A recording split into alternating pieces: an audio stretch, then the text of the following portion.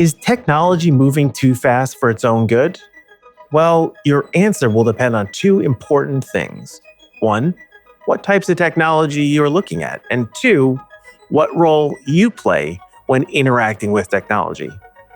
When looking at tech in the healthcare space as a patient, you are probably rooting for innovation to speed up and bring better care. But if you're one of the developers adapting to the rapid pace of innovation while trying to meet the regulations of current standards, you might be wishing for more time and flexibility. In this episode, I sit down with Vivek Balasubramanyam, a seasoned IT leader and product expert with over 20 years of experience in medical devices. Together, we dissect the architecture of our healthcare system. Vivek has witnessed firsthand the massive shifts in how we handle healthcare data and the ripple effects it's had on the entire system. Let's face it, the pandemic changed everything when systems strained to address needs while growing into the healthcare IT system that everyone expected in this connected digital age. In this episode, I sit down with Vivek Balasubramanyam, a seasoned IT leader and product expert with over 20 years of experience in medical devices.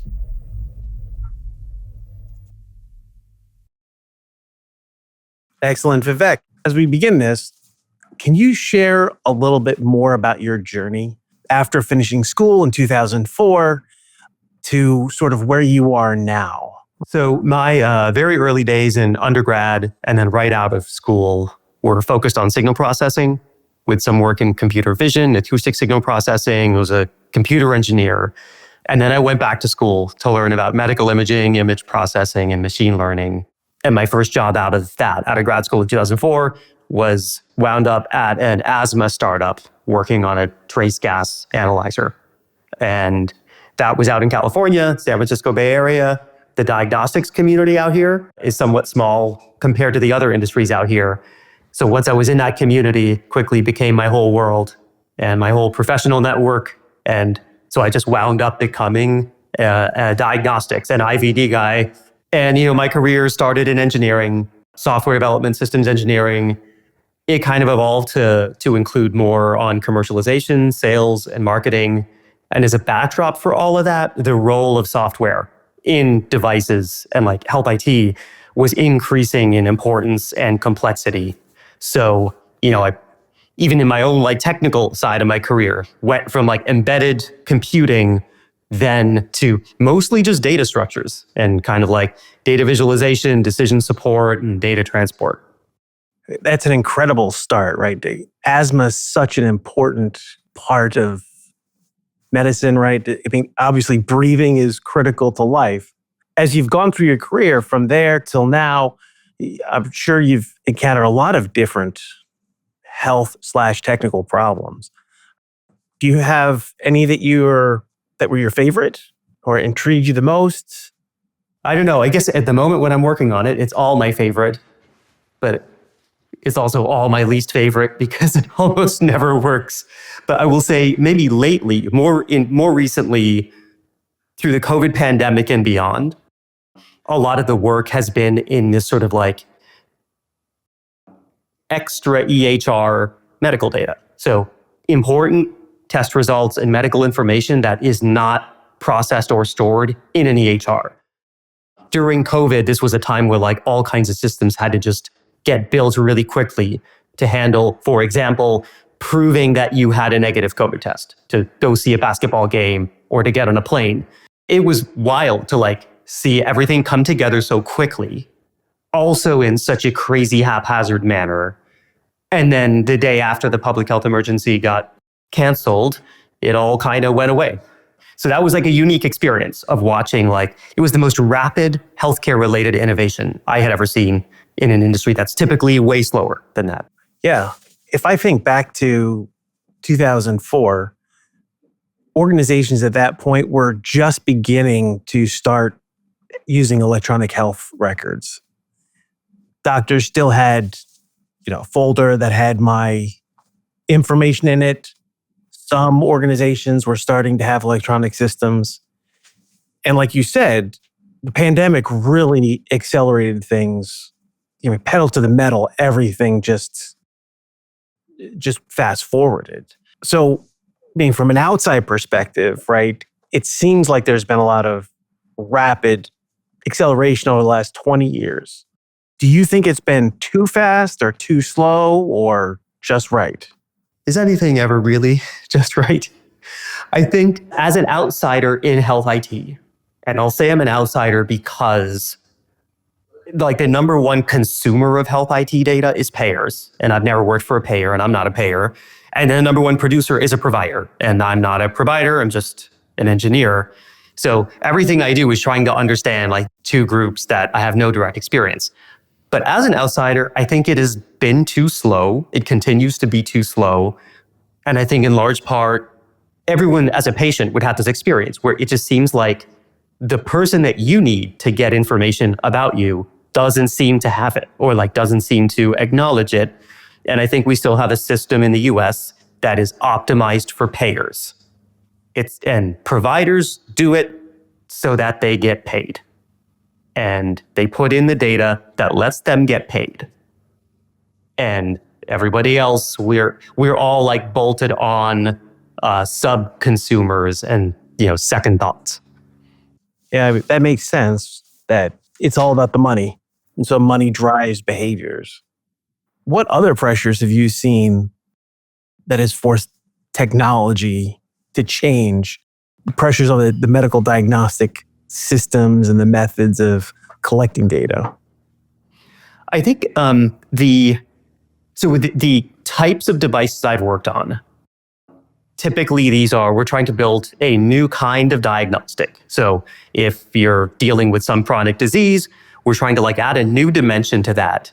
And so the challenge then is like the structured data parts of the systems are built for the current workflows and payment structures.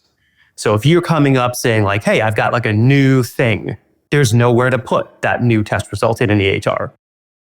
And so that adoption curve slowly adds pressure. And in some areas, things are very mature and you can see that there's lots of innovation. So medical imaging, right? Like the systems that store that data are pretty mature and robust at this point. And so it's way easier for people to make AI decision support algorithms. Something as simple as like looking at a person's weight over time as measured in the doctor's office. That doesn't exist.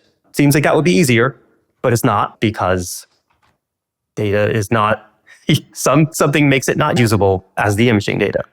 I mean, it's no surprise that healthcare systems generate massive amounts of data. And as a scientist, right, in my history, I loved the creation of more data because it allowed us to ask more questions, understand at a more granular level what's going on.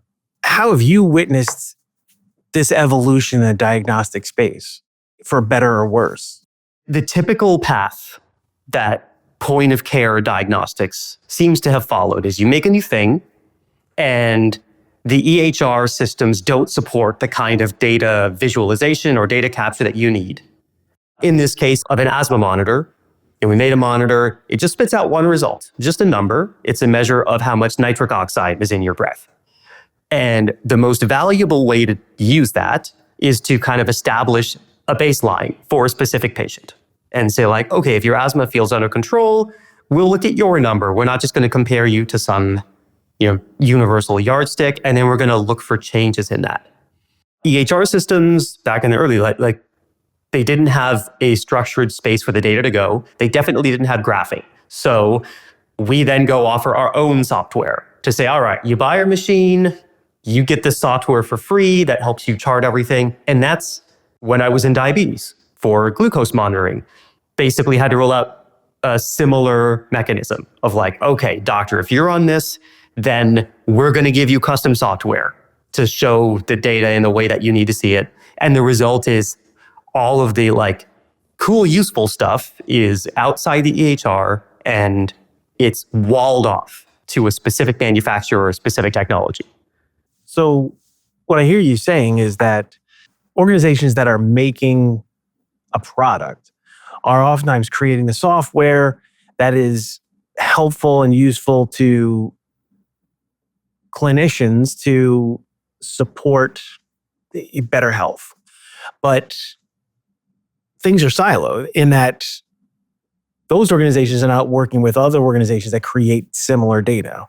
And therefore, you just end up with massive amounts of fragmented data, or you're trying to back into a way to leverage that inside your EHR system. Yeah, you'll wind up, the software becomes part of the device. And then sometimes companies see this and say, oh man, like this is so fragmented, you shouldn't have to throw out all your patients' records if you switch your glucose monitor from manufacturer A to manufacturer B. So then they'll try and start a company saying, you know what, I'm going to be a third party, like data warehouse for this glucose data. Then they realize nobody will pay for that because it comes free if you use the manufacturer's version. And then I think in the meantime, I've had like a strange experience in the last year and a half, starting to look a lot more closely within EHR data itself to understand physician workflows. And my impression is now like EHRs have less data in them than I thought they did. They have a lot of words in them, but the detail, like meta information about tests, isn't really there.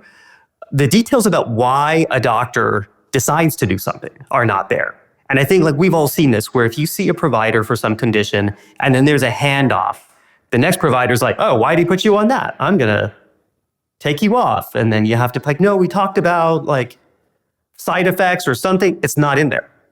There's a lot of words in there in an after visit summary. And I learned, it shocked me for the first time, but those are all basically canned templates. So the doctor just hits the, oh, like you have COVID, and it just spits out like, here's one page about COVID.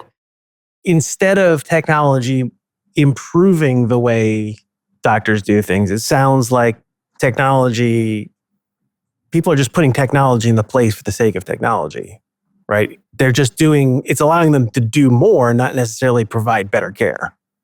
I think it could provide a lot better care than it is. And again, if in my new, maybe cynical view, if I think back, if the number one goal is to generate sufficient evidence for the payer to just pay the claim, it is still doing okay at that.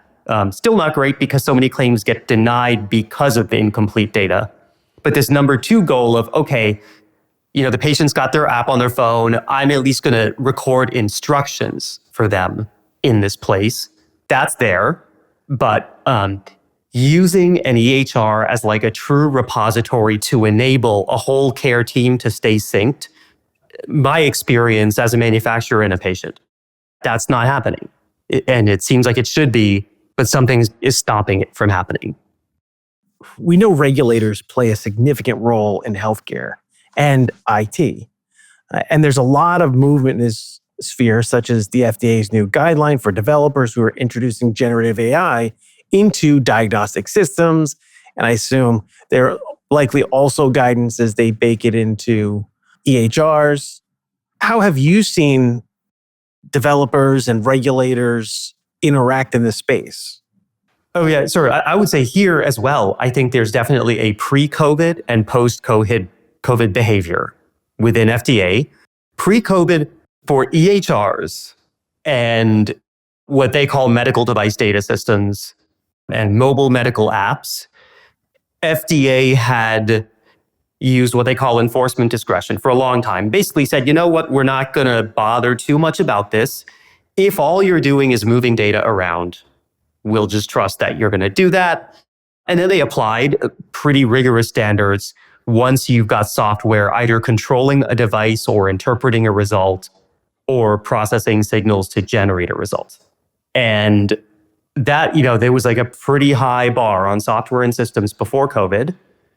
After COVID, it seems like there's a new era in diagnostics. And in many ways, maybe the process, like design control bar is still there, but the efficacy bar seems to be lowered. They're willing to take diagnostics that aren't as sophisticated. So now overlaying this, about a week ago, as of the time you and I are talking now, FDA published its draft guidance for AI in medical devices. And it's a draft, so like a lot is going to change. I skimmed through it, and I feel like at least they are holding to a high bar in what they want to see if you're going to use AI for some purpose. But that the big question is like, I'm also an AI outsider and an AI layman. And so my naive interpretation is that like nobody really understands how this works. And in the FDA guidance, they're like, hey guys, this is kind of important. If you're going to use it for medicine, you have to be able to explain to us how it works, how it is unbiased, right? Like how it won't misapply demographic specific markers. I'll give you an example from myself. So I'm ethnically South Asian, South Indian. I had laser eye surgery 10 years ago and talked to my eye doctor, and he measured my corneal thickness. And he's like, yeah, because a lot of South Indians have thin corneas. If you get LASIK, your cornea like just gets sliced open. And he's like, they found that out the hard way when they brought LASIK to India. So if somebody is going to bake in some kind of decision tree, I hope their algorithm would use that information and, not apply well, you're American, you must have a European background and therefore have these wonderful thick corneas. But so FDA is asking for a lot of proof that I don't know if it's even possible for somebody to come up with this proof with the current structure of like the AI that is getting people excited.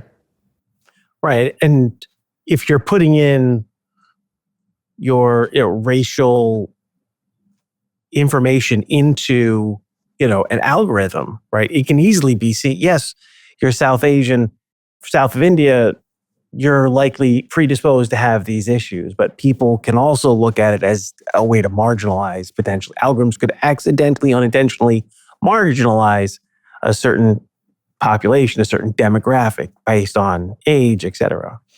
Or even just get trained wrong. And I think in the guidance, FDA even references, I guess, one of the famous cases about, machine learning system being trained wrong. I think it was being trained to categorize breast lumps or tumors.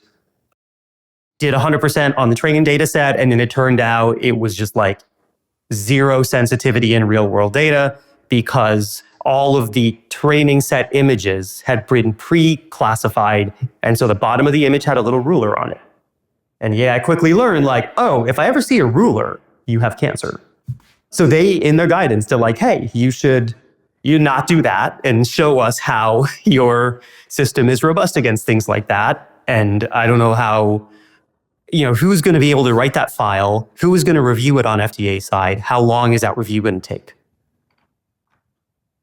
When we think about generative AI being introduced into healthcare, right? One of the metrics people use and look at the progress of models is, can it pass the bar exam? Can it pass the MCATs or all these different tests? And they've even done a study where some of the latest models are better than what doctors would do given the same information.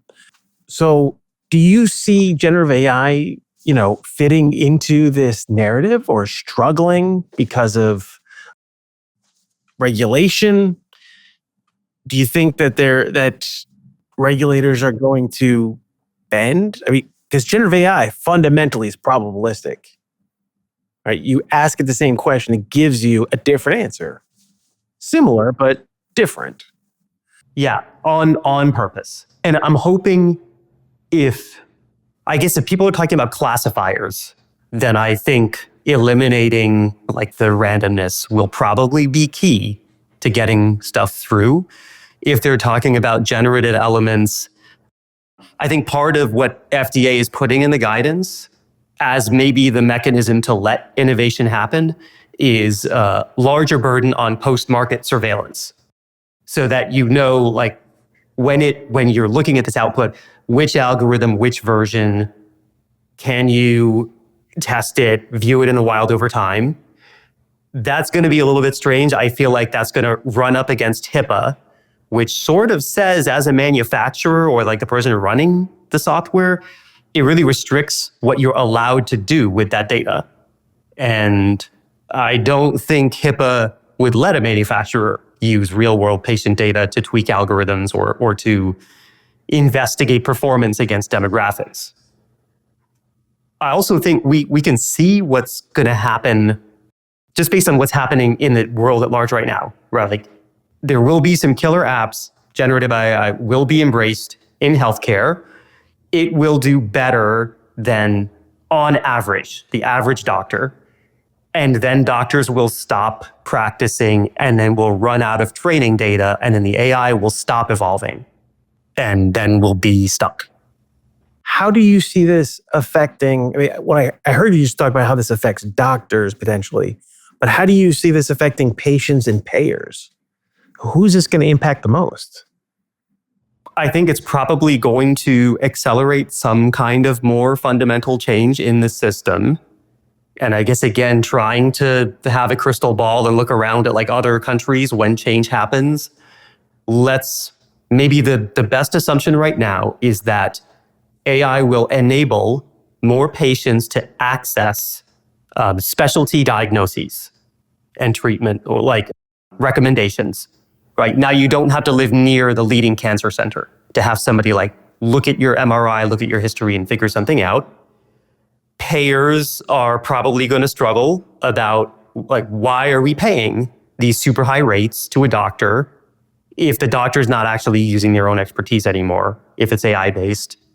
And so this stuff will probably start, just like telehealth did in the COVID days, as cash pay. And that cash pay business will grow and grow. And then payers might decide they're going to start covering it, or they might decide people are happy with cash pay, so let's not cover it and just keep the money for ourselves. I'm not familiar with the term cash pay. Oh, sorry. US audience, I'm describing sort of the US two-tier healthcare system where whenever you see a provider, somebody gets a bill, an itemized bill for charges. The bill's going to be, I gave you a Tylenol, a Band-Aid, I asked you a question, and then I thought about what your answer means. And typically the bill will go to your insurance carrier first. They will decide what the bill really should be, how much they're going to pay, and then you may get a copay or something. Or what is sort of increasingly adopted in the US, both in telehealth and in-person care, is getting that care without sending a bill to your insurance company, but seeing prices up front and just saying, I will pay for the service. So if I want a doctor's visit, I go online and it says, yeah, you can see a doctor for $50. Give me your money and you see a doctor. And I think that is probably the likeliest rollout of Gen AI. It will like enable GPs, PCPs, nurse practitioners to sort of work higher than their license, software enabled. And they'll say, yeah, a standard visit is $50. An AI enhanced visit is $75.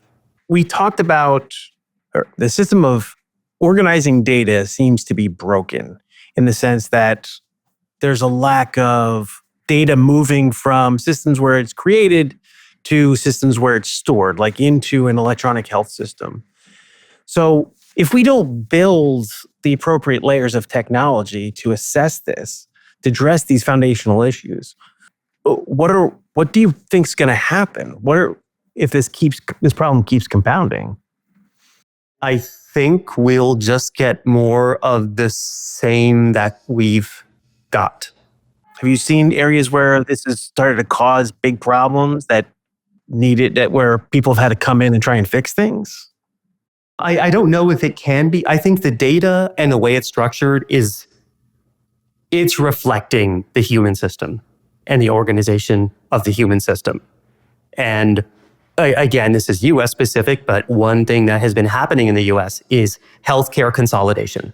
So if we start with the question of like, wouldn't it be great if I had a truly portable health record and I can see any doctor I want for any condition? Say I've got a wart, I'm going to see the best wart doctor in town. Oh, now my hair is thinning, I'm going to see the best hair doctor in town, and I want them all to share data. One answer is, universally portable health record. Another answer is, well, how about one single corporate system just buys up all the doctors? And now the health record is de facto universal because it's like my EHR and I own all the doctors. That's what's been happening, right? Like EHRs don't have to play nice because companies are just consolidating practices and they're achieving it that way. So if no one is forced to change, I think the data structures will mimic the corporate consolidation and the human structures. And this kind of feeling of lock-in is going to increase. And if we take it to the extreme, healthcare is going to be like cable companies, where wherever you live in the States, you have one choice for your cable company, right? It just is who it is. And that's it. And that's where I think this ends up. And so therefore, I would say like you can't solve the problem with data or building new software, because like the software is on purpose. It's reflecting its human organization. What do we think the financial implications will be if we keep introducing new technologies without restructuring how things work? I think efficiency will go down, just because as new diagnostic, like new devices often will need some kind of new data or new data workflow. And we do have, it's not a great tool, but at least it's like tried and true practice of, okay, fine, I'm going to, as the manufacturer, roll my own thing and bolt it on, or maybe bolt it into the EHR system. And there will, like every advance is probably going to be slightly less efficient than the advance before it. And maybe that's okay.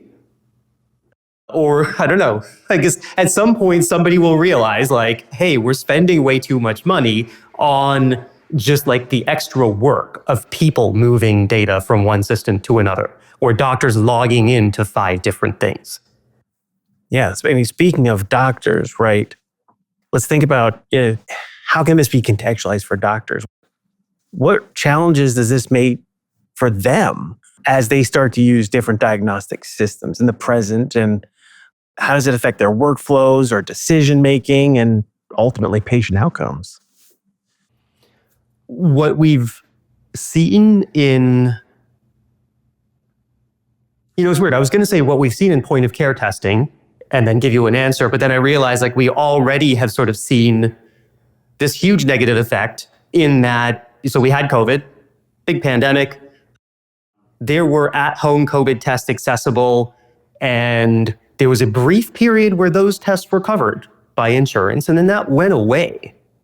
And so this, like, part of the reasons it went away was that when you did this test at home, there wasn't a way to get your doctor that test results. And so, part of the reason that nobody made that was payers said, I'm not paying you to actually look at the result. I'm paying you to swab the patient's nose. So if you don't swab their nose, you don't get the money. And it was a little bit of a chicken and an egg problem. But yeah, if we made up like some imaginary country where there was a single health database and every person had a mobile app and they could upload test results into that, I think we could see a world in which you could probably do a lot more of your healthcare at home. And the data would go where it needed. Vivek raises an essential question. How do we advance AI in healthcare while keeping data ethics front and center? AI holds the promise to revolutionize healthcare by making higher quality care more accessible and efficient. Yet, this progress hinges on data that wasn't originally designed to meet the complex demands we are placing on it. Using technology that is still learning comes with its own risks. How can we be sure it's identifying the right patterns and accounting for the nuances of each patient's diagnosis? This creates a fragmented and, at times, inefficient foundation that urgently needs attention. In this next segment, Vivek and I will delve into this paradox, exploring how innovation can thrive while navigating the critical issues of data transparency, privacy, and competition. Are we truly on the right path? Or are we unintentionally creating new obstacles in the quest for progress? Since November 30th of 2022, generative AI has been blockbuster. And we've seen how AI and technology have been able to accelerate what people do, connect things better. Everything seems to be becoming more connected. Everybody's being more efficient. But it sounds like this is sort of on its head, that in the medical health field, it seems like it's the exact opposite, and that things are not getting more connected. They're becoming more and more, as people use technology more and more, just becoming more and more fragmented, and that we're coming to a collision point. Do you foresee a point in this data mess that could lead to a collapse of diagnostic systems or the electronic healthcare system?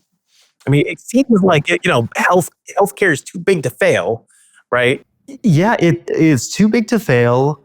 It's hard to predict, like, is something going to collapse? Because I think what we see and will continue to see is just the experience just keeps getting a little bit worse. And there's also a lot of resistance from providers to use all the extra software, right? So we make this asthma monitor, for example, and we say the best way to use this is to look at a trend of your own patient's baseline, but you need to log into this other thing to do that. Doctors will say, like, no, I'm just going to use it as a machine. I'm going to use it like a thermometer. So, if you use thermometer and 98.6 is good, anything above is bad, great, the end. So that's like a slightly worse experience and a slightly worse health outcome because you didn't want the extra workflow burden. And every diagnostic with its own little extra burden is probably not going to be used in its most optimal way. And probably every therapy is not going to be used in its most optimal way. And so everything is just like a little bit worse.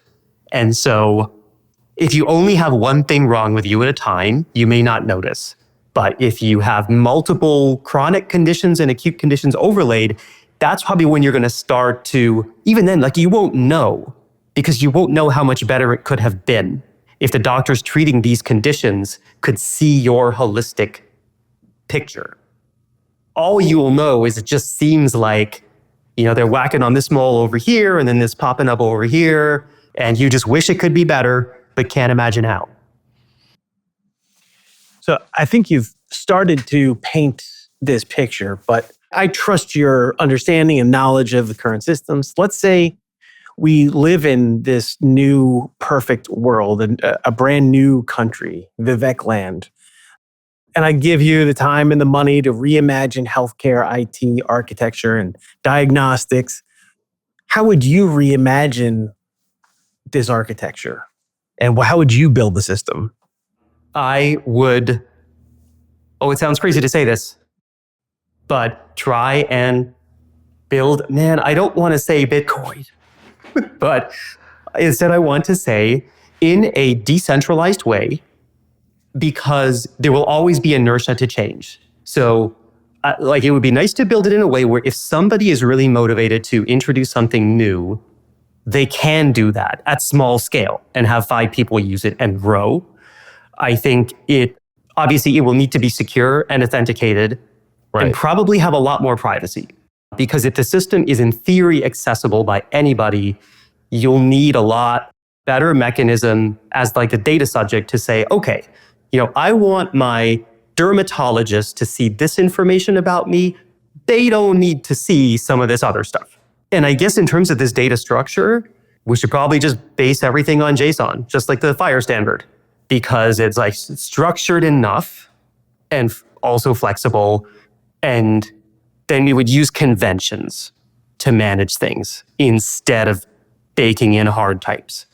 And then every year or 2 years, there would just be like the great harmonization, and we decide what name to give certain things, and you go, fine, everybody responsible for your little system, you're going to do a global search and replace of, COVID for COVID-19, and we're just going to agree. So yeah, I think that's how it would kick the whole thing off.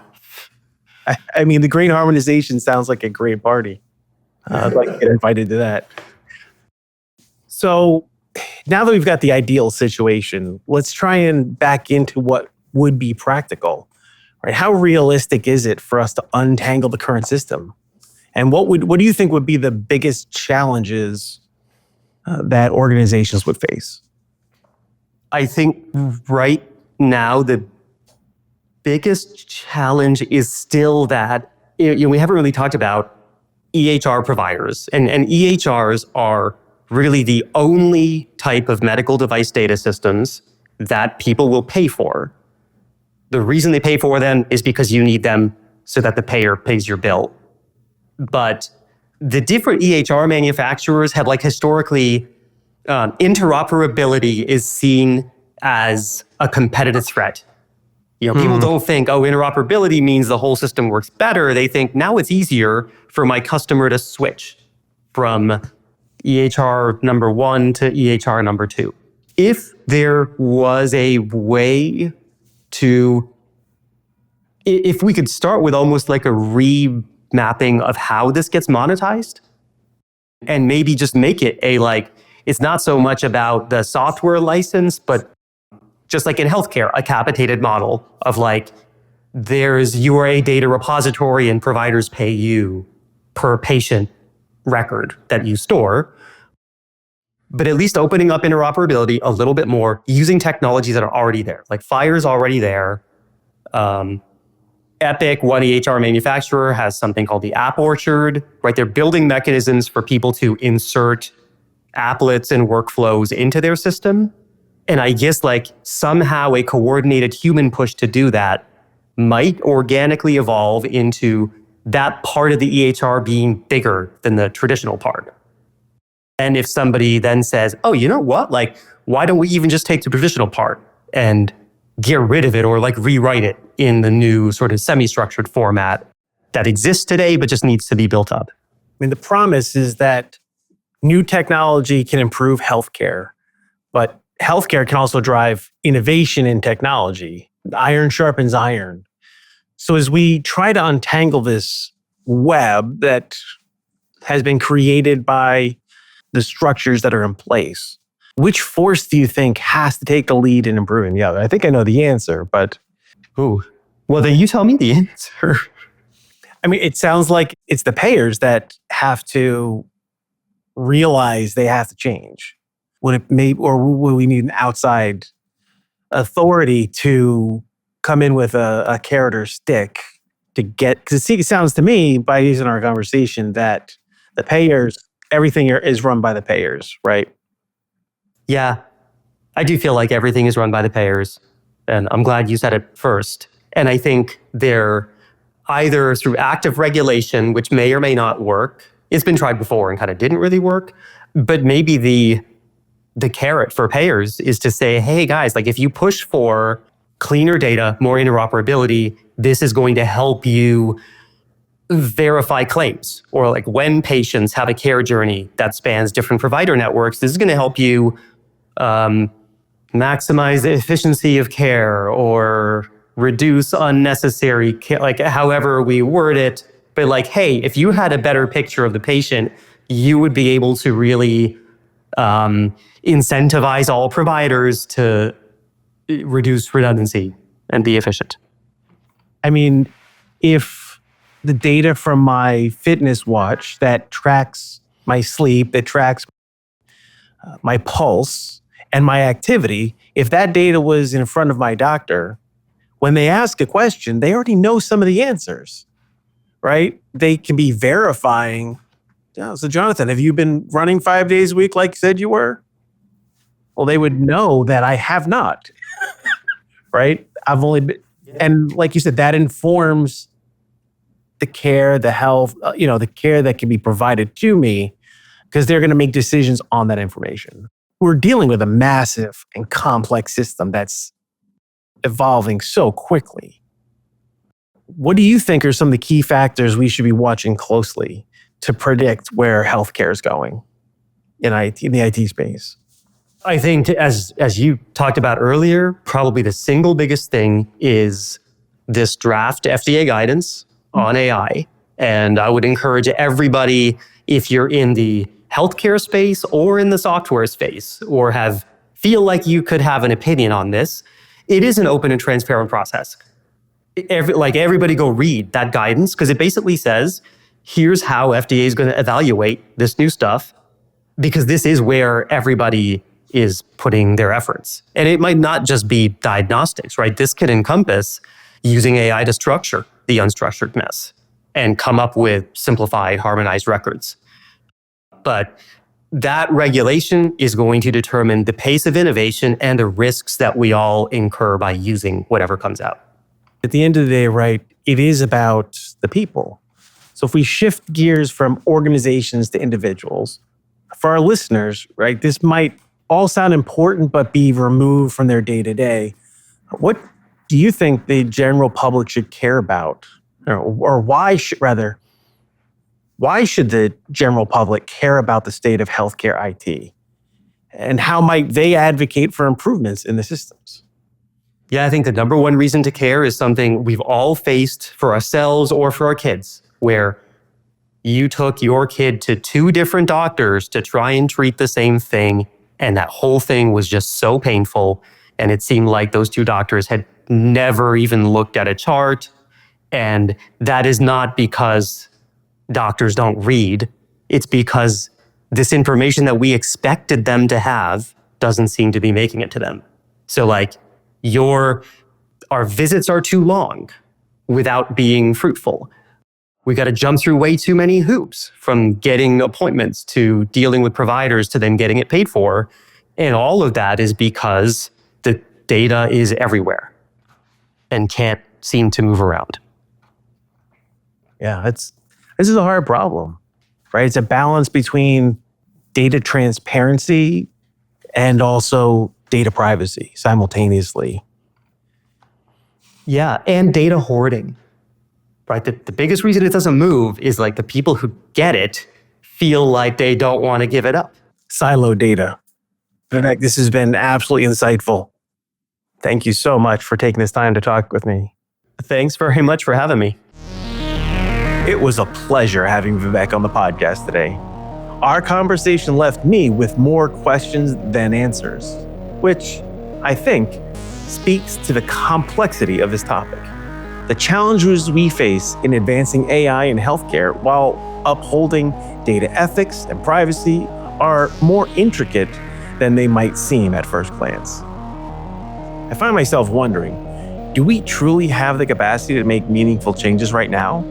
Or are we still laying the groundwork for a shift that's yet to come? I'd love to hear your thoughts on this. How do you see these issues playing out in the near future? Thank you for tuning in to this episode. For more information, visit our website at convergetp.com, and don't forget to subscribe to Edge of IT on Apple Podcasts, Spotify, Amazon Music, or wherever you listen to your favorite shows.